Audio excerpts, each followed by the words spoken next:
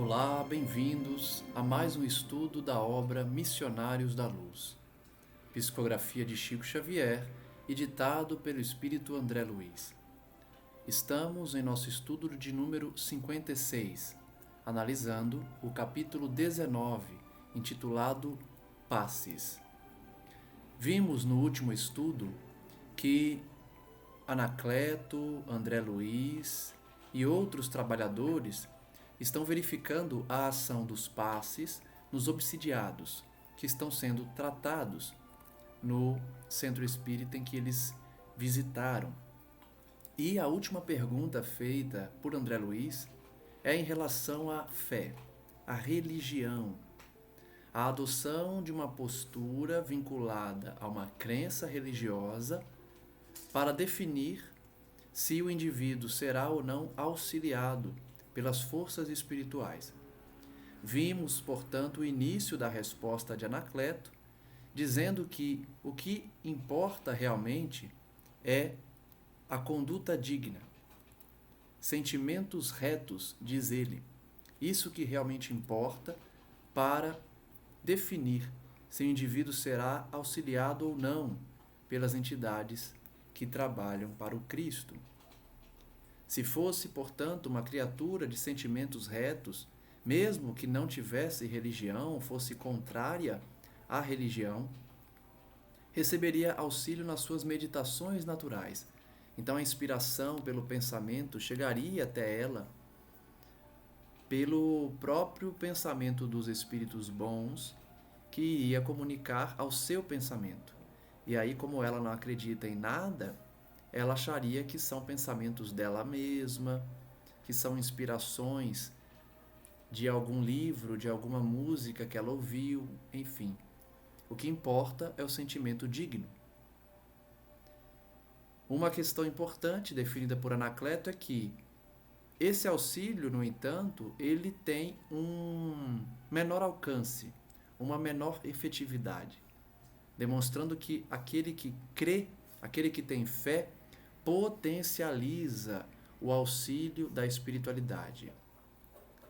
Vejam que ele coloca aí que o auxílio é menor quando a pessoa não crê, não tem fé, não tem religião, pela sua incapacidade de recepção mais intensa das energias radiantes.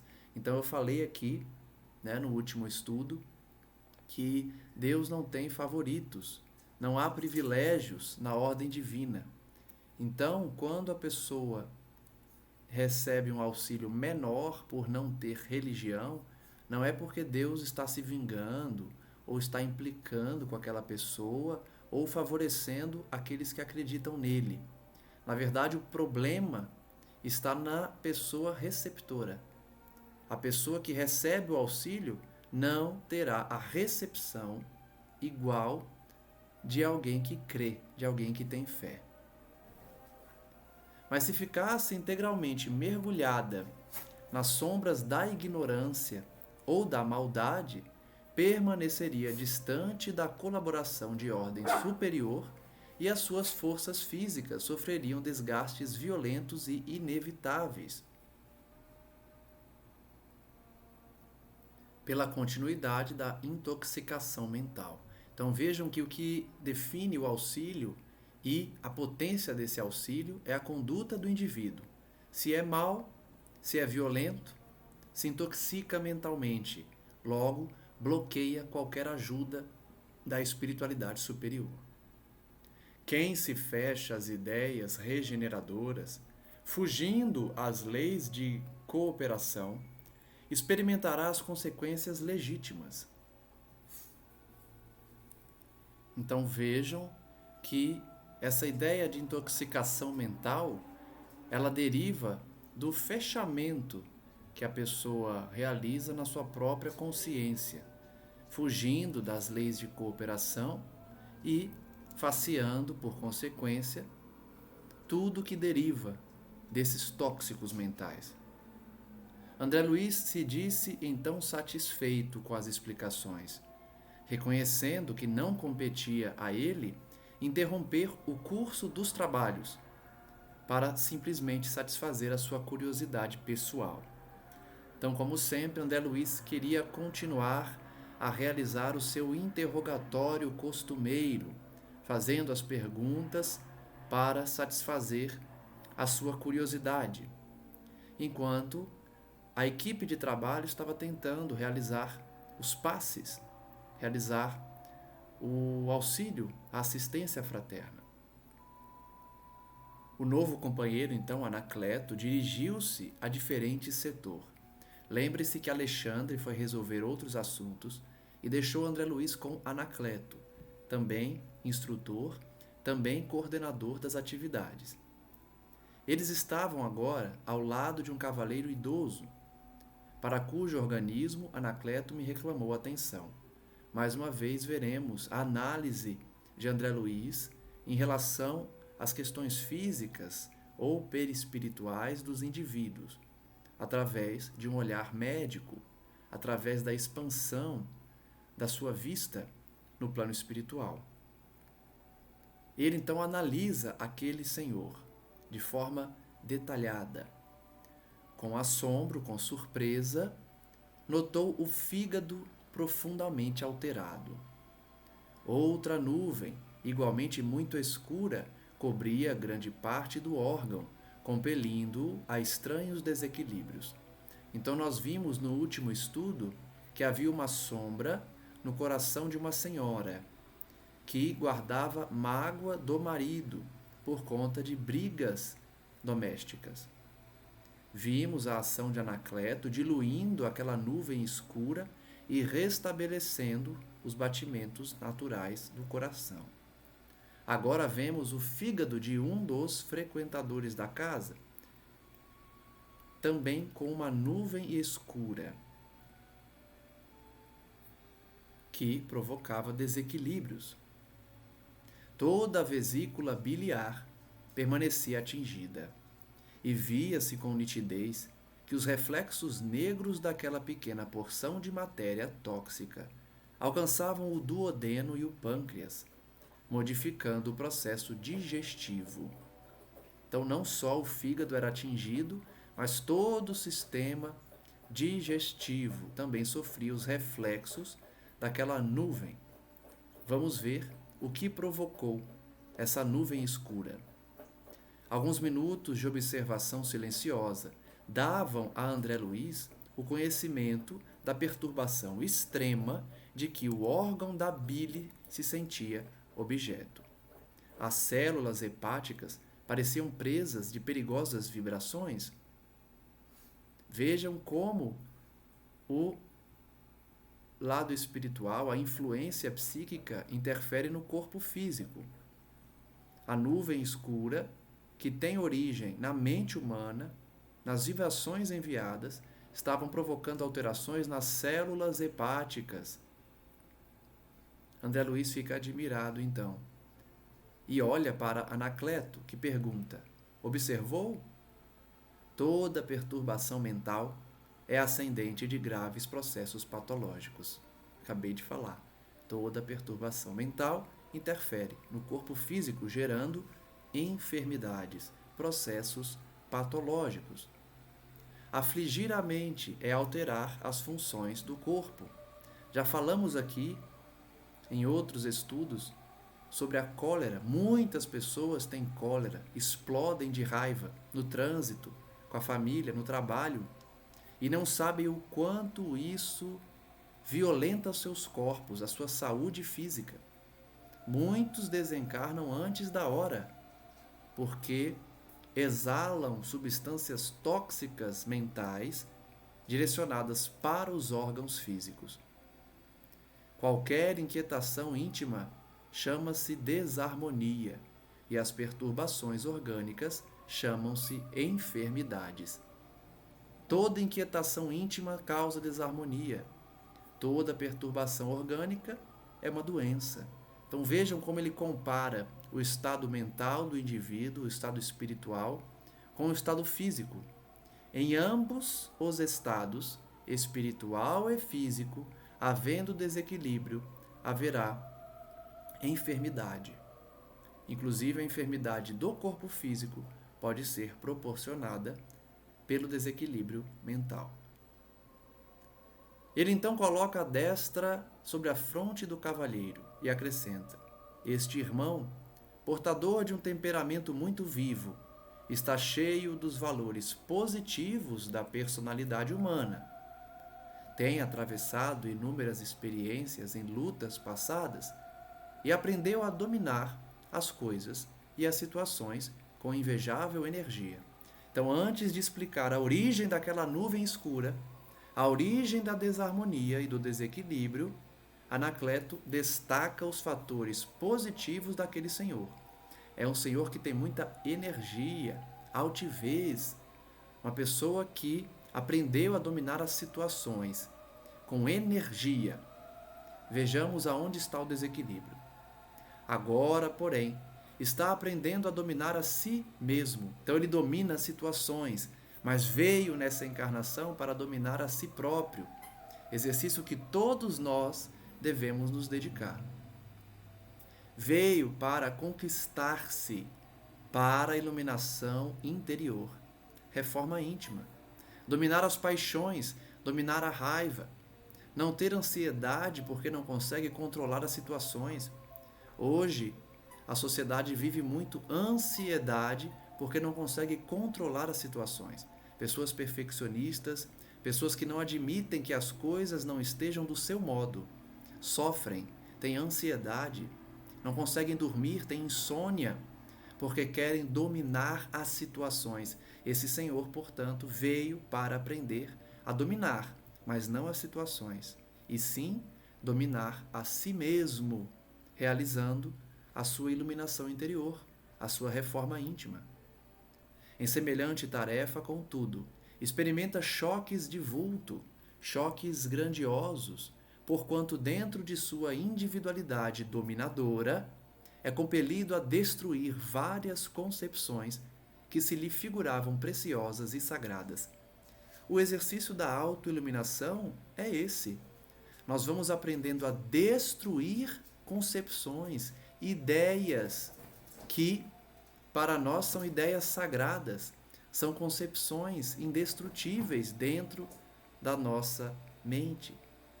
O exercício da reforma íntima é justamente destruir essas concepções antigas, arraigadas em nosso ser, muitas vezes preconceituosas, desequilibradas.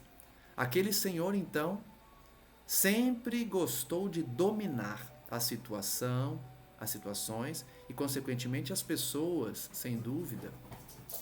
Tinha renascido, portanto, para aprender a aceitar as coisas como são, aprender a exercitar a solidariedade, fugindo dessa individualidade dominadora. Quantos querem dominar os outros e sofrem porque reencarnam numa situação que não lhes permitem dominar os outros.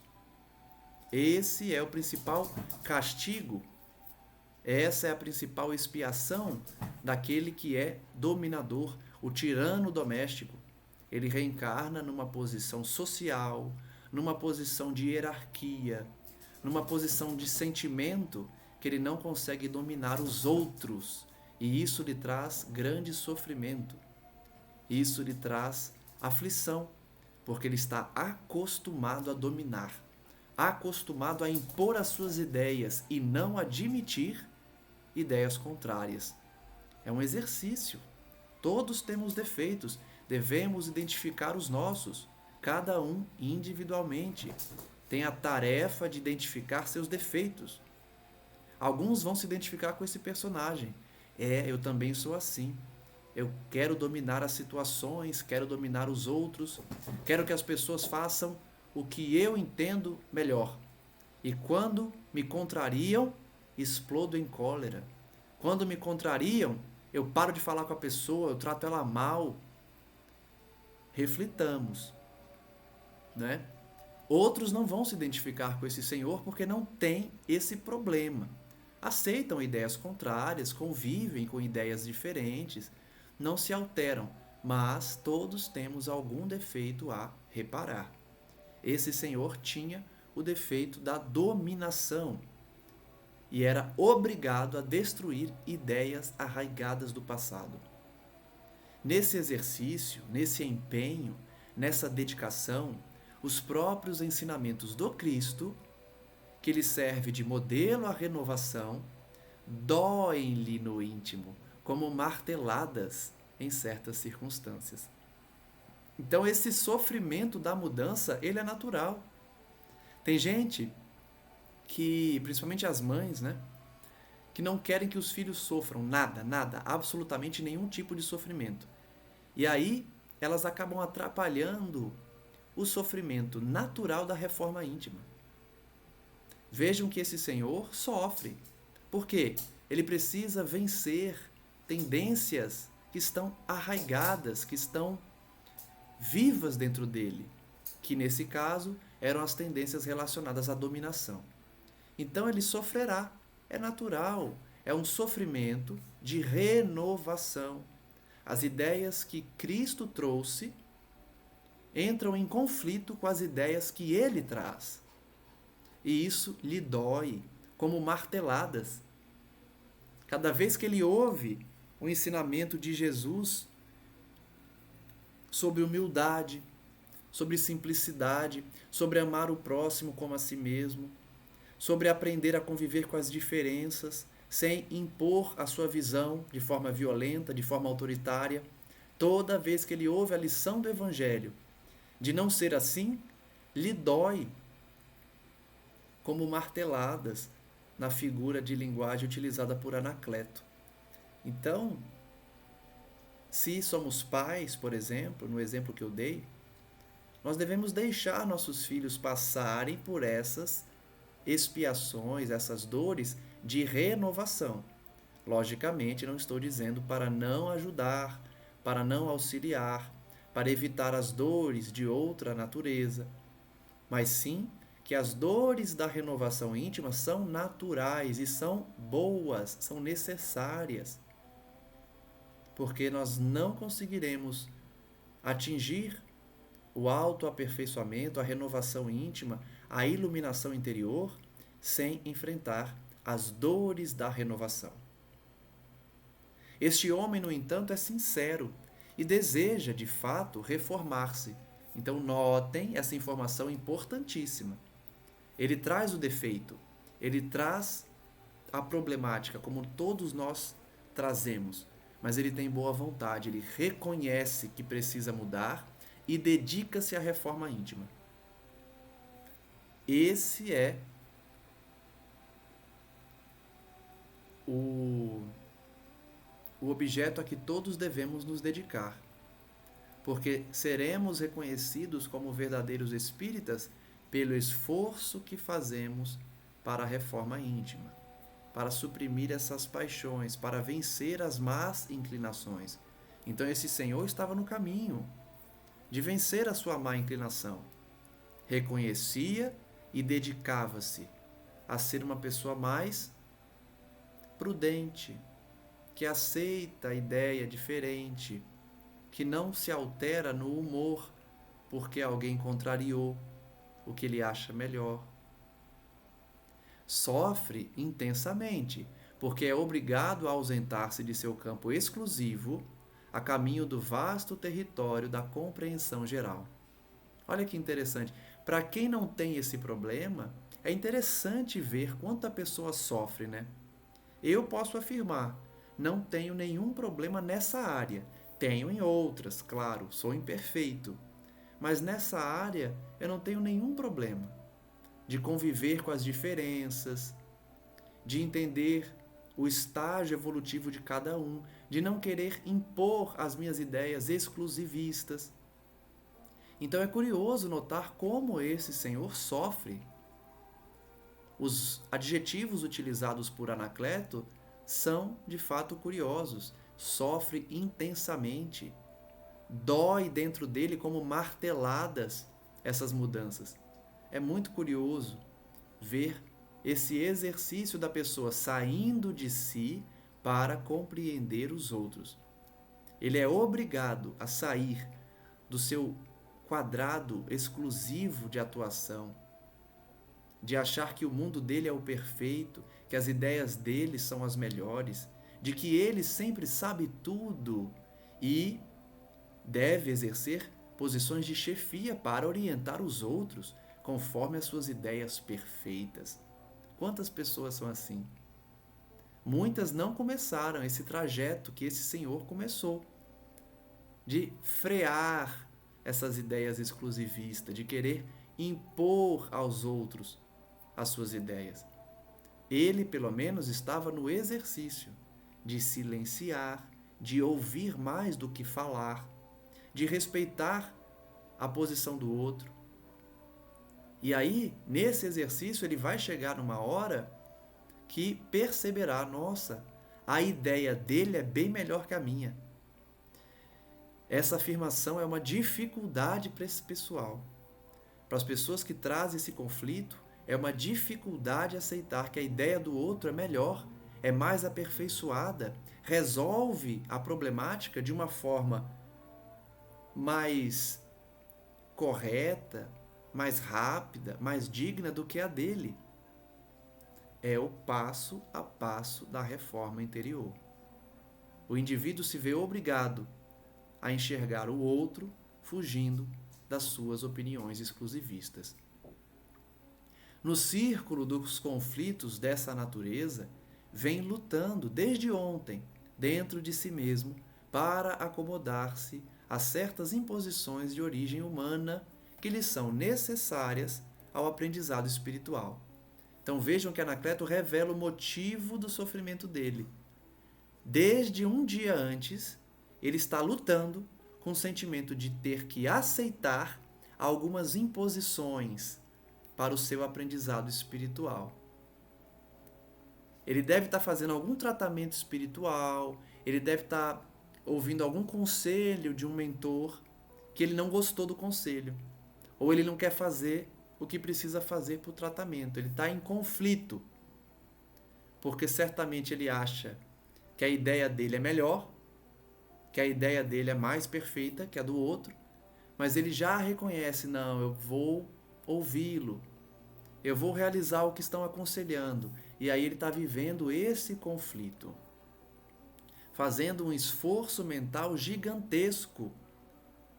E a consequência desse esforço é a produção de pensamentos terríveis e destruidores, que acabaram gerando matéria venenosa, atraída imediatamente para o seu ponto orgânico mais frágil, que é o fígado. Então, aqui duas informações importantíssimas. Primeiro, quando nós não concordamos com a ideia do outro e começamos a atacar essa ideia de forma agressiva, diminuir o outro, achar que o outro está querendo nos diminuir, nos humilhar, nós podemos criar esses pensamentos destruidores que acabam produzindo matéria venenosa. Só que essa matéria venenosa não foi enviada para outra pessoa. Permanecia nele e acabou sendo direcionada para onde? Que é a segunda informação importante, para o órgão mais frágil do seu corpo, que é o fígado. Então vejam que o trabalho mental destruidor, tóxico, ele lesa os órgãos mais frágeis. Por isso estava aquela nuvem escura no fígado daquele senhor. Era o órgão que ele tinha maior fragilidade. Então, nesse caso, a aflição dele não estava relacionada a um órgão específico por conta da vinculação da sua atividade mental com aquele órgão, como a gente já viu antes. Exemplo, nós vimos médiuns comparecendo à reunião mediúnica com problema na região dos órgãos genésicos, porque o médium trazia a sensualidade. Então, o órgão genésico tinha uma influência negativa relacionada diretamente à problemática do médium. Então, o órgão lesado tinha relação com a problemática. Em outro caso, nós vimos alguém que comeu muito e foi para a reunião. Então, a região gastrointestinal estava desfavorecida, desmuniciada, porque tem relação direta com o alimento. Nesse caso, o fígado não tem uma relação direta com a necessidade daquele indivíduo de realizar reforma íntima, o que acabou causando pensamentos para ele tóxicos, que ele mesmo produziu. Então, nesse caso, o fígado foi atingido por ser o órgão mais fragilizado da sua constituição física. Então, a informação que a obra nos traz é: os nossos órgãos físicos podem ser atingidos pela toxicidade mental, seja por uma vinculação direta, seja por ser o órgão mais fragilizado. Ele, porém, está em prece regeneradora e facilitará nosso serviço de socorro. Mais uma informação importante, porque, apesar do indivíduo, daquele senhor, ter produzido os fluidos tóxicos por conta da sua imperfeição, da sua inferioridade, ele quer mudar. Então, essa é uma característica essencial para quem quer ser auxiliado. Nós já vimos aqui que o obsessor e o obsidiado precisam querer desvincular-se da obsessão para receberem o auxílio. Especialmente o obsidiado. Ele precisa mudar de sintonia, de pensamento, de vibração. Aqui também. Ele não sofre uma obsessão de outros espíritos, pelo menos isso não foi revelado, mas ele será ajudado, porque está orando, reconhece a sua condição inferior e que precisa realizar a reforma íntima e buscou a oração. Então ele seria ajudado pela emissão de energias benéficas. Então, vão lhe aplicar o passe, como nós vimos aqui, que é a especialidade dessa equipe. Não fosse a oração que lhe renova as forças reparadoras, e não fosse o socorro imediato de nossa esfera, poderia ser vítima de doenças mortais do corpo. Olha que informação também muito importante. Porque, como eu sempre digo, a obra nos traz uma situação, eu imediatamente penso na situação oposta. Nesse caso, por exemplo, penso no indivíduo que não buscou a casa espírita, que não buscou a oração, que não buscou o auxílio da espiritualidade, que não reconheceu a necessidade de mudar e começou a realizar o exercício da reforma íntima. O que acontece com esse indivíduo? Anacleto responde: está sujeito a adquirir enfermidades mortais. Se aquele senhor, portanto, continuasse a produzir as emanações mentais tóxicas e não buscasse a reforma íntima e a oração, a exposição dos seus órgãos, especialmente do fígado, que é o mais frágil, àquela matéria tóxica, de forma indefinida, indefinidamente, ou seja, por longo tempo, na intimidade deste órgão de importância vital, acabaria gerando movimentos destruidores para os glóbulos vermelhos do sangue, complicando as ações combinadas da digestão e perturbando de modo fatal o metabolismo das proteínas. Olha que informação! Aquele senhor poderia morrer, poderia desencarnar, se continuasse gerando um material tóxico e, por consequência, expondo o seu fígado a esse material. De novo, ressaltamos a importância da oração diária, da reforma íntima, de colocar em prática o que aprendemos aqui, o que ouvimos nas preces e nas páginas lidas, porque isso nos higieniza, nos limpa, afasta essas nuvens mentais tóxicas que causam prejuízos ao nosso corpo físico. Falava aqui no último estudo sobre como os indivíduos que oram, que praticam a caridade, que buscam essa sanidade mental pela prática do bem, detêm uma parcela de saúde maior. Não ficam doentes, têm uma saúde de ferro, como dizem, excetuados os casos, logicamente, de expiação. Exemplo, Chico Xavier. Apesar de manter uma sintonia elevadíssima, ele trazia várias expiações de enfermidades físicas, tanto para expiar faltas, eu acredito, quanto para dar o exemplo. Essa é outra discussão grande no meio espírita. Chico Xavier tinha doenças que não eram resultados de uma expiação. Ele não estava expiando faltas. Ele estava na chamada doação por amor à causa, dando o exemplo de como suportar as doenças e as enfermidades, os obstáculos da vida de forma cristã. Isso é outra conversa para outro dia. Não importa qual teoria é aplicável, se Chico Xavier tinha ou não algo a expiar. O que importa é que ele praticou a caridade na sua maior pureza e deu o maior exemplo de abnegação, de reconhecimento a Deus e de aceitação da vontade divina em sua vida. Então, importantíssimo entender esse ponto da obra para evitar enfermidades fatais.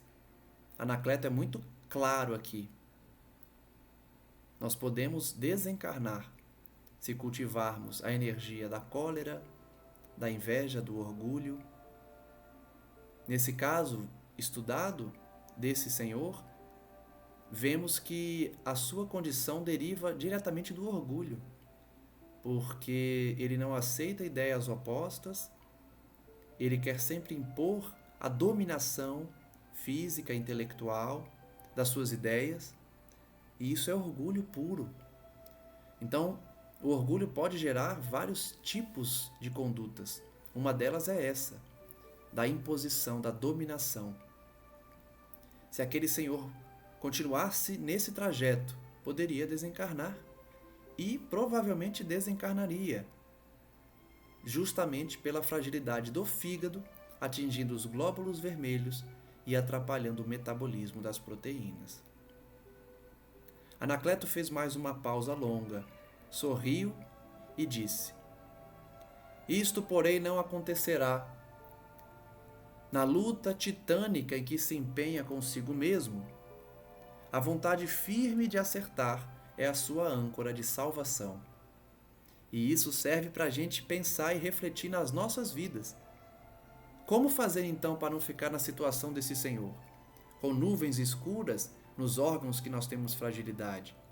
Buscar a âncora da salvação por meio da oração e da boa vontade.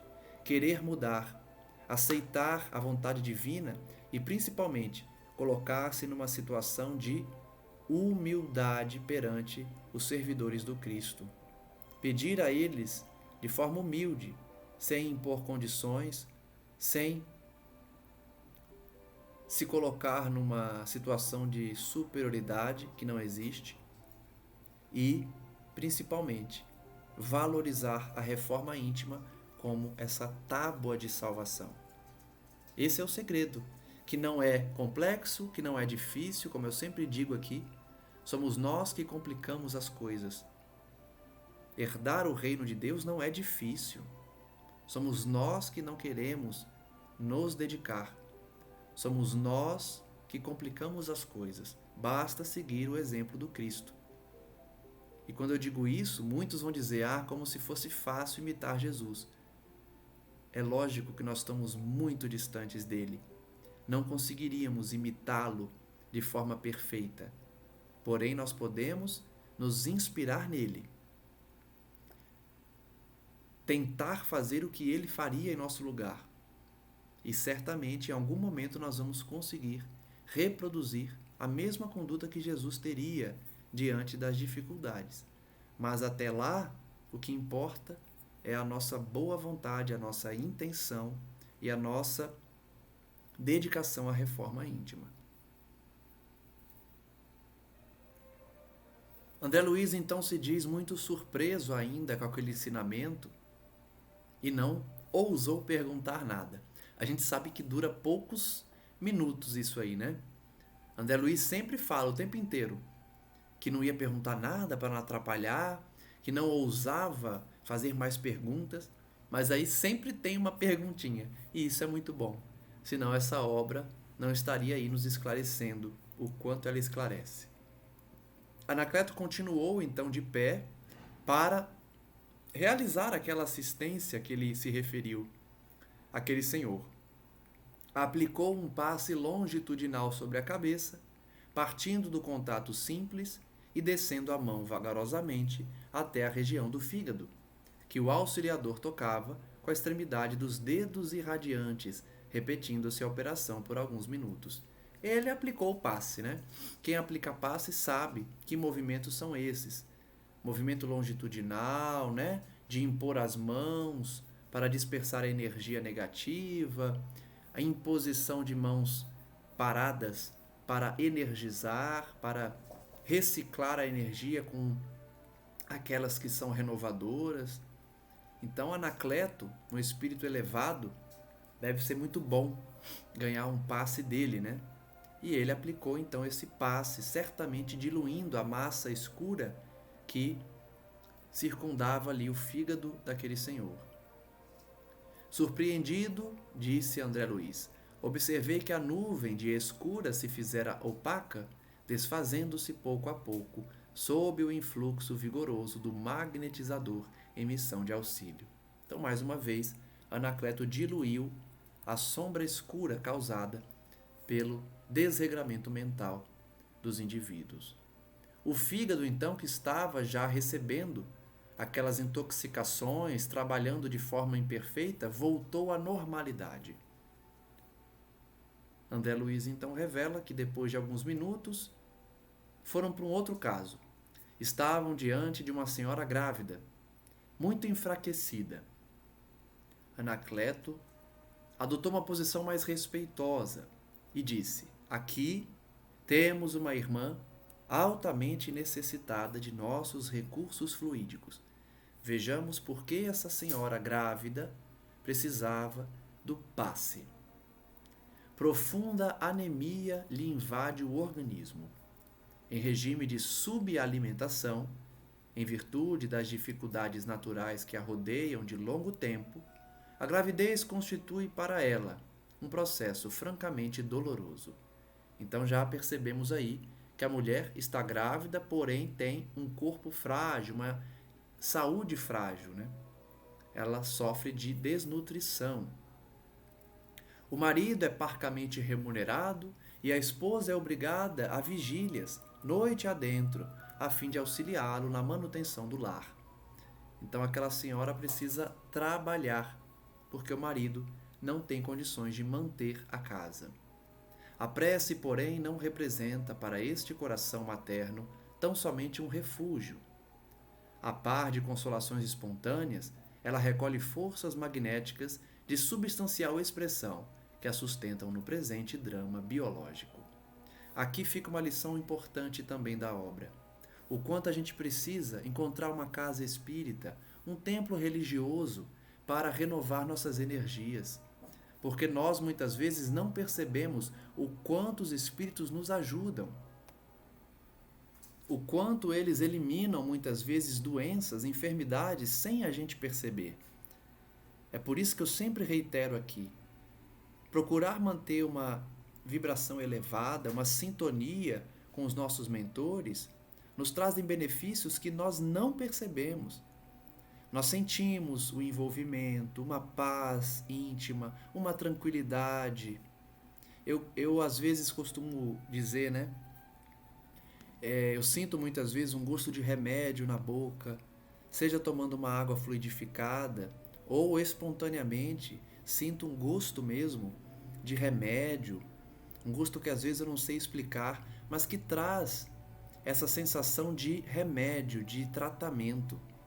Então é muito importante manter essa vibração, especialmente nas nossas atitudes, silenciar diante de uma ofensa, silenciar diante de um ataque, de uma perseguição.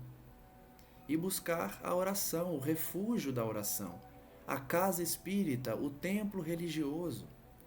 Essa mulher grávida, descrita por Anacleto e André Luiz, por exemplo, trazia problemas fisiológicos por desnutrição, era uma pessoa de parcos rendimentos, que precisava trabalhar enquanto grávida. Então isso lhe trazia vários problemas no seu desenvolvimento físico e talvez no do bebê também. Então é importante a presença dela ali na casa espírita, porque a sua energia seria renovada. O que lhe faltasse no alimento, a espiritualidade ia complementar com as energias radiantes, conforme André Luiz está descrevendo aqui. Certamente ele vai descrever a ação magnética de Anacleto nessa renovação das proteínas, da alimentação que faltava a ela no lar. Então, as forças magnéticas expressivas que a sustentam eram derivadas dessa ajuda que ela buscou. Então não adianta a gente ficar em casa esperando a ajuda. Se nós não podemos nos deslocar, ok, tudo bem, façamos a oração em casa, façamos a leitura do Evangelho, ouçamos esses estudos, essas orações que gravamos no canal, mas é importante, se pudermos, frequentarmos a casa espírita, porque lá nós somos tratados. Eles são muito bons conosco, né? A espiritualidade. Muitas vezes a gente está acostumado com a conduta humana, que só trabalha mediante remuneração, só ajuda se receber alguma recompensa, alguma contraprestação. E a gente acaba esquecendo ou não percebendo que os espíritos que trabalham para o Cristo, eles não pedem nenhum salário, nenhuma recompensa, e eles nos ajudam muito. Então a gente é auxiliado para resolver problema, para sair de situação difícil, para não ter depressão, para não deixar os pensamentos inferiores dominarem a nossa mente, para não gerarmos essas nuvens escuras que trazem tanto mal e enfermidade ao nosso corpo físico. Muito importante essa lição de buscar na oração e na frequência a casa espírita ou qualquer outro templo religioso para renovar as forças magnéticas. Anacleto então aponta para o útero dela e diz: observe as manchas escuras que cercam a organização fetal. Então seu bebê já estava sofrendo consequências daquela situação dela precária. Efetivamente, disse André Luiz, aderindo ao saco de líquido amniótico, viam-se microscópicas nuvens pardacentas vagueando em várias direções dentro do sublime laboratório de forças geradoras, que é o útero. Então, de novo, seres microscópicos rondavam o líquido amniótico. Nós já vimos isso, né? Quando André Luiz descreveu aquele médium com problemas na área sexual, em que pequenos seres microscópicos, escuros, sombrios, vagavam por todo o seu sistema genésico, atrapalhando, portanto, a geração da vida. Naquele caso ali descrito, nós vemos que o bebê, enquanto mergulhado no líquido amniótico, também sofria a ação dessas nuvens pardacentas. André Luiz, então, percebeu o conhecimento da situação e Anacleto continuou. Se as manchas atravessarem o líquido, provocarão dolorosos processos patológicos em toda a zona do epiblasto, que é a estrutura embrionária a partir da qual se formará os tecidos e órgãos do embrião. Então vejam que se aquela mulher permanecesse naquela situação, a formação, o desenvolvimento do seu filho, do feto, estaria prejudicado. Olha a importância de orar, de buscar uma sintonia elevada, de frequentar um templo. Eles nos ajudam a eliminar tudo isso e a gente nem percebe. E muitas vezes somos ingratos, reclamamos Que os espíritos não me ajudam, toda hora um problema, toda hora um obstáculo, nunca me ajudam. E nós muitas vezes não percebemos a ajuda que recebemos. O fim da luta será o aborto inevitável. Então vejam a gravidade da situação. Se ela não tivesse buscado a casa espírita, se ela não tivesse se colocado numa posição de ser auxiliada, mental e física, mental pela oração, pela humildade de pedir o auxílio e reconhecer a grandeza de Deus, e física por se deslocar até o centro. Então vejam a dedicação dela em dois planos, no mental e no físico. Porque o fato dela se deslocar ao centro também é algo a se considerar. Nós vimos aí que ela precisa trabalhar para sustentar a casa, mesmo grávida, ajudando seu esposo. Certamente ela chega cansada em casa. E ela mesmo assim foi ao centro espírita. É importante fazer um esforço. Comovidíssimo, contemplei o quadro divino daquela mãe sacrificada, unida à organização espiritual daquele que lhe seria o filho no porvir. André Luiz se emociona porque de fato é bonito, né? A relação mãe e filho ali, desenhada na dedicação da mãe para salvar seu filho.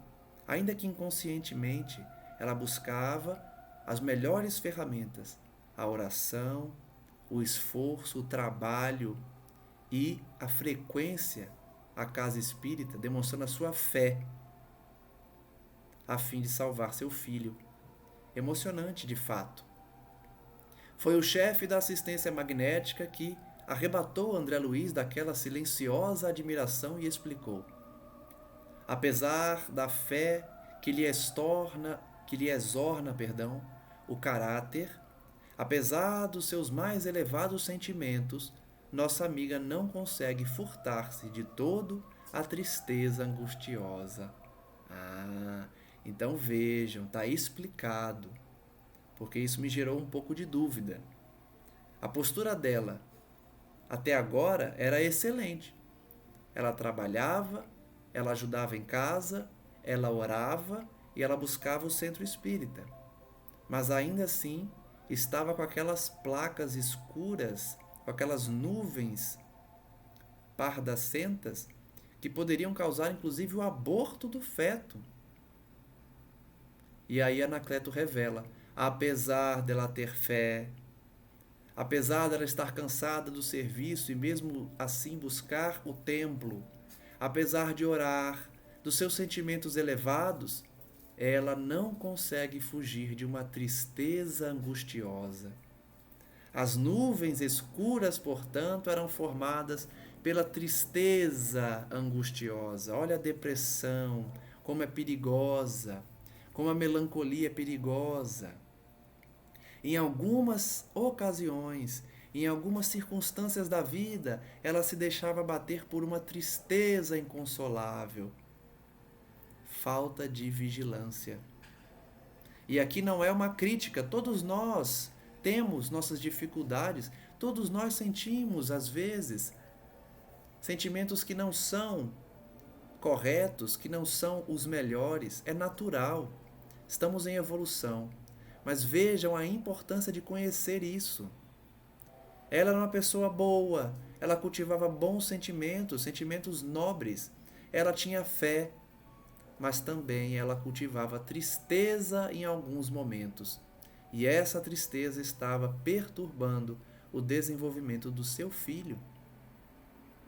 Mais um motivo para cercarmos as grávidas de todo o carinho, de todo o amparo, de toda ajuda, para que elas não se aborreçam, para que elas não sintam essa tristeza, porque atrapalha no desenvolvimento do bebê.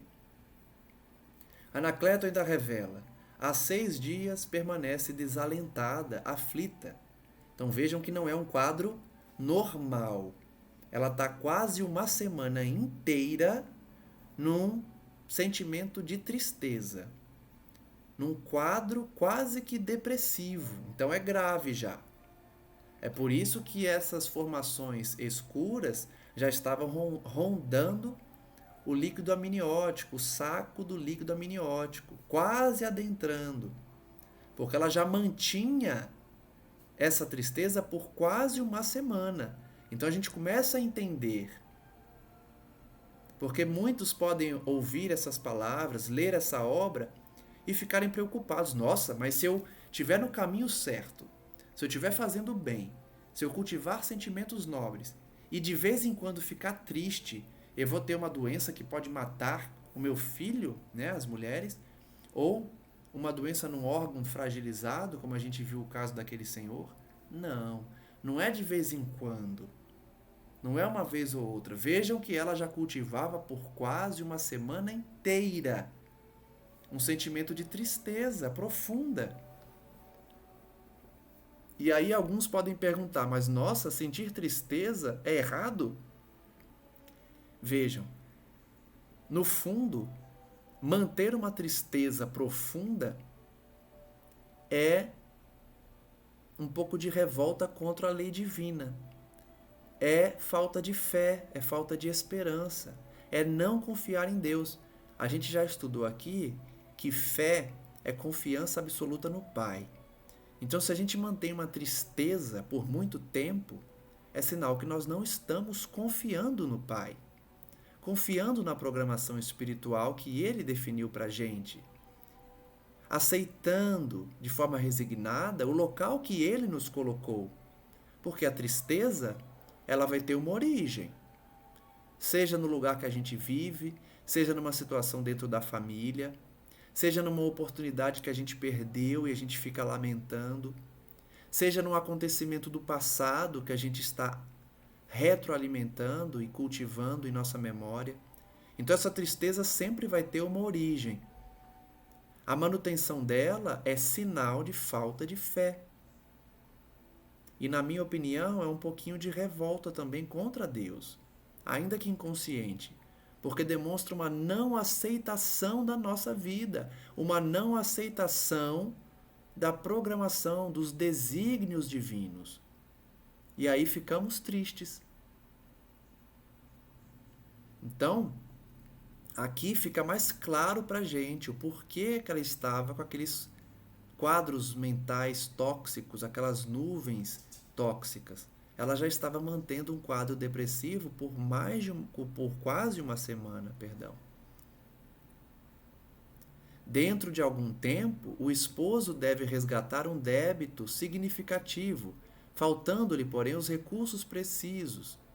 A pobre senhora, contudo, além de suportar a carga de pensamentos destruidores que vem produzindo, é compelida a absorver as emissões de matéria mental doentia do companheiro, que se apoia na coragem e na resignação da mulher. Necessário refletir no finalzinho do estudo de hoje sobre essas duas informações também importantíssimas. Primeira, ela produzia os sentimentos tóxicos, as emanações fluídicas tóxicas. Por quê? Tristeza profunda e aflição pela condição financeira do casal. Então ela deixava se alimentar uma tristeza, uma aflição por falta de dinheiro. Primeiro ponto. Segundo ponto, ela estava absorvendo também as emanações mentais tóxicas do esposo. Por quê? Ela tinha uma postura resignada, corajosa, trabalhando mesmo grávida, ajudando no sustento da casa, buscando a fé religiosa. Então o marido, vendo ela agir assim, se apoiava nela. Então são duas lições importantes. Primeiro, confiarmos em Deus. Depositar nas mãos dele a nossa vida, financeira inclusive. Não temer o futuro. Ter a certeza que ele vai ajudar no pagamento dessa dívida, por exemplo, que eles trazem.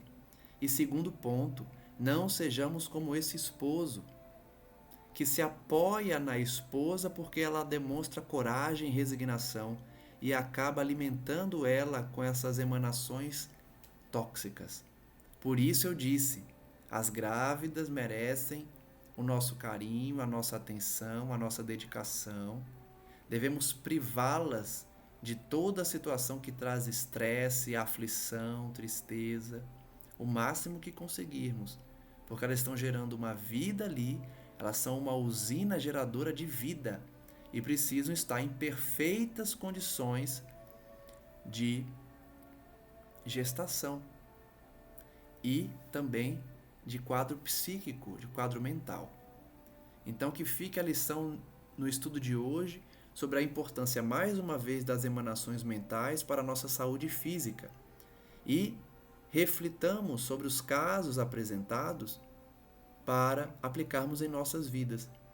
O caso da senhora que trazia a nuvem escura no coração pela mágoa com o marido, o caso do senhor que trazia uma nuvem escura no fígado por conta do seu órgão mais frágil e ele ter uma problemática com a dominação dos outros, e o caso da grávida, que apesar da fé e apesar da confiança em Deus, estava mantendo uma tristeza profunda, além de receber do esposo as emanações fluídicas tóxicas. Que todos esses casos sirvam de lição, até porque o objetivo dessas obras é esse: nos trazer alertas para que nós não caiamos nos mesmos erros dos personagens, que são pessoas reais, são casos que de fato aconteceram e acontecem, para que nós não repitamos. Agradeço mais uma vez a todos que nos acompanham e especialmente a providência divina por possibilitar as nossas palavras, a inspiração para falar do Evangelho, para concatenar as ideias de forma clara e precisa, e que eles continuem a nos abençoar. É o pedido que fazemos.